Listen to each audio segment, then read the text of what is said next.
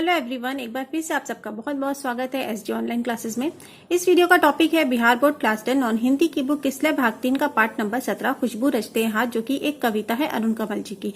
तो इस वीडियो में मैं आपको इस चैप्टर से रिलेटेड कंप्लीट सोल्यूशन बताऊंगी। जो भी क्वेश्चन आंसर है आपके बुक में दिए गए हैं या ऑब्जेक्टिव क्वेश्चन आंसर जो पूछे जाते हैं, मैं इसमें आपको सब कुछ बताने वाली हूँ। तो आप लोग इस वीडियो को जो है वो पूरा देखिएगा। वीडियो स्टार्ट करने से पहले एक छोटी सी रिक्वेस्ट है कि वीडियो अच्छा लगता हो तो लाइक कीजिए और चैनल को सब्सक्राइब कीजिए, और साथ ही साथ जो सब्सक्राइब के पास जो बेल आइकॉन बना रहता है उस पर भी क्लिक कीजिए, जिससे कि आपको मैं अगर जो भी नया वीडियो पोस्ट करूँ आपके पास उसका नोटिफिकेशन जो है वो चला जाए। तो आइए स्टार्ट करते हैं वीडियो को। पहले हम लोग इस पार्ट के जो खुशबू रचते हैं हाथ कविता है, इसके कवि के बारे में इनका जीवन परिचय पढ़ते हैं, क्योंकि जो ऑब्जेक्टिव क्वेश्चंस आते हैं उनमें वो अक्सर कवि परिचय वगैरह में से पूछे जा सकते हैं। जो इसमें जो मेन पॉइंट होता है वो ऑब्जेक्टिव क्वेश्चंस पे आ सकता है। तो पहले हम लोग अरुण कमल जी के बारे में इनका जीवन परिचय पढ़ते हैं। अरुण कमल जी का जन्म बिहार के रोहतास जिले के नासरीगंज में 15 फरवरी सन 1954 को हुआ था। कमल जी पटना विश्वविद्यालय में प्राध्यापक के पद पर कार्यरत थे। इन्होंने कविताओं के साथ साथ निबंध और कहानियां भी लिखी हैं। इन्हें अपनी कविताओं के लिए साहित्य अकादमी पुरस्कार सहित कई अन्य पुरस्कारों से भी सम्मानित किया गया है। अरुण जी की कविताओं में यानी कि इनकी जो प्रमुख कविता है वो कौन कौन सी है? नए बिंब, बोलचाल की भाषा, खड़ी बोली के अनेक लय छंदों का समावेश है इनकी कविताओं में। इनकी कविताएं जितनी आप बीती है उतनी ही जग बीती भी। इनकी कविताओं में जीवन के विविध क्षेत्रों का चित्रण है। ये इनकी कविताएं जो थी उनकी विशेषताएं हैं। कमल जी की प्रमुख कृतियां हैं। इनकी प्रमुख कृतियां हैं अपनी केवल धार, सबूत, नए इलाके में, पुतली में संसार, कविता और समय और वॉइसेस इनकी प्रमुख कृतियां हैं, यानी कि इनकी प्रमुख रचनाएं हैं। तो ये था अरुण कमल जी का जीवन परिचय या साहित्यिक परिचय। हो सकता है ऑब्जेक्टिव क्वेश्चन कुछ इसमें से आ जाए, जैसे कि इनका जन्म और इनका मृत्यु वगैरह का ऑब्जेक्टिव क्वेश्चंस में ऐसे पूछे जाते हैं लेखकों के बारे में, इसलिए पढ़ लेना ही ज्यादा बेटर होता है। अब आते हैं हम लोग पाठ की तरफ। ये कविता है खुशबू रचते हैं हाथ। इसमें कवि क्या कह रहे हैं? कई गलियों के बीच, कई नालों के पार, कूड़े करकट के ढेरों के बाद, बदबू से फटते जाते इस टोले के अंदर, खुशबू रचते हैं हाथ, खुशबू रचते हैं हाथ। तो इस कविता में खुशबू रचते हैं हाथ से मतलब अगरबत्ती और तरह तरह की खुशबूदार अगरबत्ती बनाने वालों के बारे में, उनका जो कहाँ रहते हैं, उनके जीवन के बारे में, कैसी परिस्थितियों के बीच में रहते हैं उनके बारे में इसमें बताया गया है। यानी कि बहुत सारी तंग गलियों के बीच में, नालों के किनारे जहाँ पे कूड़े करकट फेंके रहते हैं, बहुत बदबू रहती है, ऐसे गली और टोलों के बीच में ये लोग रहते हैं। उभरी नसों वाले हाथ, घिसे नाखूनों वाले हाथ। गरीबी के कारण, अभाव के कारण इनके जो हाथ हैं, ठीक से पोषण नहीं मिलने के कारण और ज्यादा मेहनत करने के कारण इनके हाथों की जो नसें हैं वो बाहर आ रही हैं।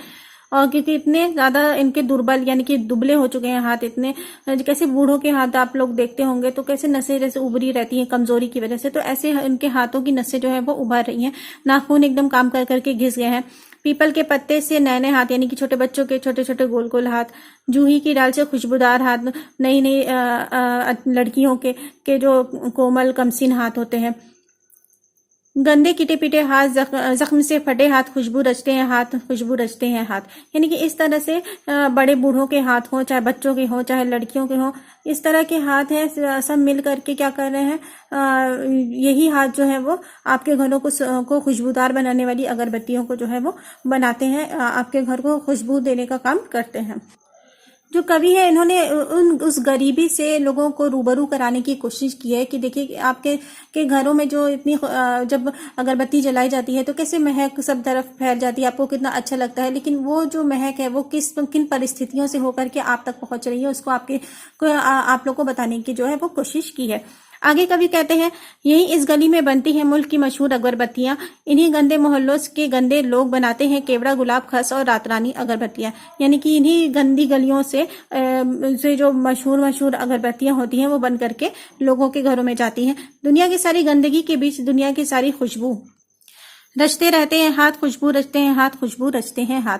यानी कि दुनिया को खुशबू देने वाली जो अगरबत्तियां होती हैं या खुशबू देने का काम इसी गंदगी से होकर में होता है। लोग खुशबू में तो खो जाते हैं, लेकिन उसके पीछे किसने इसको बनाया है, कैसे बनाया होगा, उसके बारे में कोई नहीं सोचता है। तो उस परिस्थिति को लेखक ने बताने की जो है वो कोशिश की है। आई होप आप लोगों को समझ में आ गई होगी कविता, लेकिन अगर किसी कुछ डाउट है तो मैंने यहाँ पे उसकी व्याख्या यानी कि उसकी जो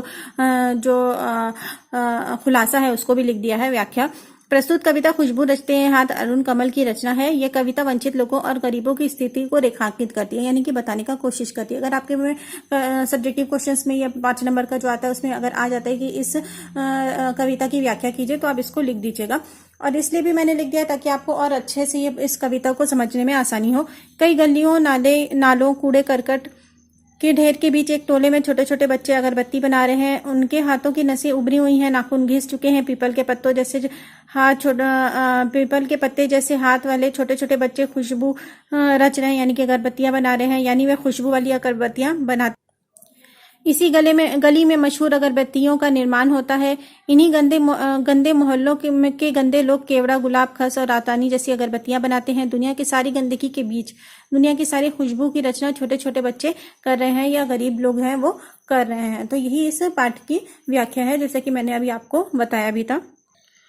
अब आते हैं हम लोग क्वेश्चन आंसर पे। सबसे पहले ऑब्जेक्टिव क्वेश्चंस देख लेते हैं। पहला है खुशबू रचते हैं हाथ, शीर्षक पाठ है कि क्या है, तो आंसर है इसका कविता। अगला सवाल है खुशबू रचते हैं हाथ किसकी रचना है, तो इसका आंसर है अरुण कमल। अगला सवाल है सवाल नंबर 3, खुशबू रचते हैं हाथ शीर्षक कविता में किस लघु उद्योग का वर्णन है, यानी कि कौन सा काम कर रहे हैं लोग, आंसर है इसका अगरबत्ती। अगला सवाल है खुशबू रचने वाले हाथ किस परिस्थिति में रहने को विवश है, आंसर है इसका दयनीय, यानी कि बहुत ही बुरी।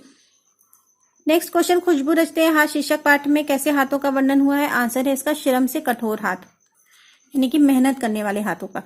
अगला सवाल है खुशबू रचते हैं हाथ शीर्षक पाठ का मुख्य उद्देश्य क्या है, आंसर है श्रम की महत्ता को प्रतिपादित करना, यानी कि श्रम की जो इंपॉर्टेंस है उसको बताना। अगला सवाल है खुशबू रचते हैं हाथ क्या बनाते हैं, आंसर है इसका खुशबूदार अगरबत्तियां। नेक्स्ट क्वेश्चन, अगरबत्ती बनाने वाले लोगों पर लिखी गई कविता कौन सी है, आंसर इसका खुशबू रचते हैं हाथ। नेक्स्ट क्वेश्चन, कौन कविता वंचित लोगों को की समृद्ध अवदान की संवेदनशीलता को रेखांकित करती है, आंसर इसका खुशबू रचते हैं हाथ। अगला सवाल, खुशबूदार अगरबत्तियां कौन बनाते हैं, आंसर है इसका समाज के वंचित, गरीब और निसहाय लोग, यानी कि गरीब लोग जो है, जो बेबस लोग हैं। अगला सवाल है केवड़ा, गुलाब, खस, रातरानी आदि किसके नाम है, आंसर है इसका अगरबत्तियों के। नेक्स्ट क्वेश्चन, उभरी नसों वाले हाथ से क्या तात्पर्य है, आंसर है दीनता की चक्की में पिसने वाले दुर्बल हाथ, यानी कि गरीबी में पिसने वाले गरीब और दुबले हाथ। अगला सवाल है सफलता की जननी कौन है, आंसर है इसका श्रम, मेहनत। अगला सवाल है हर काम की सफलता का क्या राज है, आंसर इसका श्रम, यानी कि मेहनत। तो ये तो ऑब्जेक्टिव क्वेश्चन आंसर। अब आते हैं हम लोग बुक के सवाल की तरफ, जो कि सब्जेक्टिव क्वेश्चन है। 2 नंबर और 5 नंबर के आते हैं आपके एग्जाम्स में। पहला है पार्ट से पहला क्वेश्चन है खुशबू रचने वाले हाथ कैसी परिस्थितियों में रह रहे हैं, आंसर है इसका खुशबू रचने वाले हाथ बहुत ही दयनीय और विषम परिस्थिति में रह रहे हैं। उनके मोहल्ले तथा गली गंदगियों से भरे रहते हैं। कूड़े कचरे से निकलने वाली दुर्गंध से वहां का वातावरण बहुत दूषित है। मोहल्ले के निवासियों का जीना दूभर है। जो लोग अगरबत्तियां बनाकर संसार को खुशबू प्रदान करते हैं वह ऐसी दयनीय और बदबूदार परिस्थिति में रहने को विवश हैं। अगला सवाल है खुशबू रचते हैं हाथ से क्या तात्पर्य है, आंसर है इसका खुशबू रचते हैं हाथ से तात्पर्य विविध प्रकार की खुशबूदार अगरबत्तियां बनाने वाले हाथ।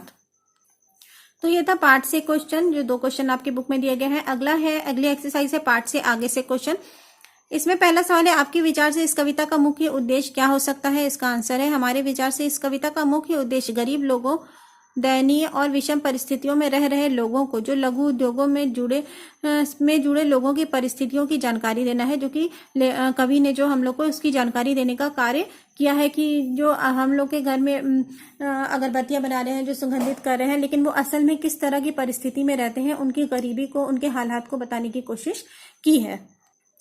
अगला सवाल है सवाल नंबर 2, व्याख्या कीजिए, यानी कि भावार्थ लिखना है। पहले इन पंक्तियों का, ये पंक्तियां स्टार्ट है, यहीं इस गली से लेकर के रातरानी अगरबत्तियों तक के का बंद जो है उसका की व्याख्या करनी है। तो आंसर है प्रस्तुत पंक्तियां अरुण कमल जी की कविता खुशबू रचते हैं हाथ कविता से ली गई है। इसमें लघु उद्योग वाली गलियों या टोले की परिस्थितियों को दर्शाया गया है। यह उद्योग जिस गली में होते हैं वहां स्थान पर रहकर भी लोग अपने हाथों से केवड़ा, गुलाब, खस, रातानी इत्यादि खुशबूदार अगरबत्तियों का निर्माण करते हैं।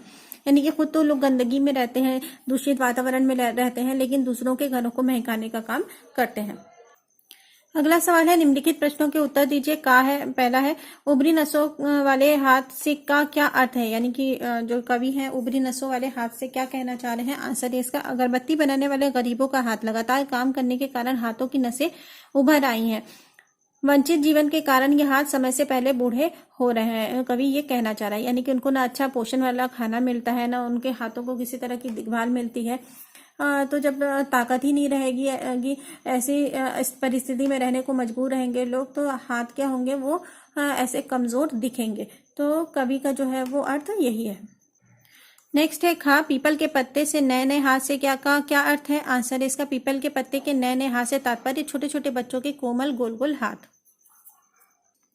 पीपल का पत्ता जिस तरह से होता है छोटा सा गोल गोल गोल, तो उसी तरह से छोटे छोटे बच्चों के हाथ भी वैसे ही खूबसूरत नजर आते हैं। अगला सवाल है अमीरी, सवाल नंबर 4, अमीरी और गरीबी की खाई को कैसे पाटा जा सकता है? अपना सुझाव दीजिए।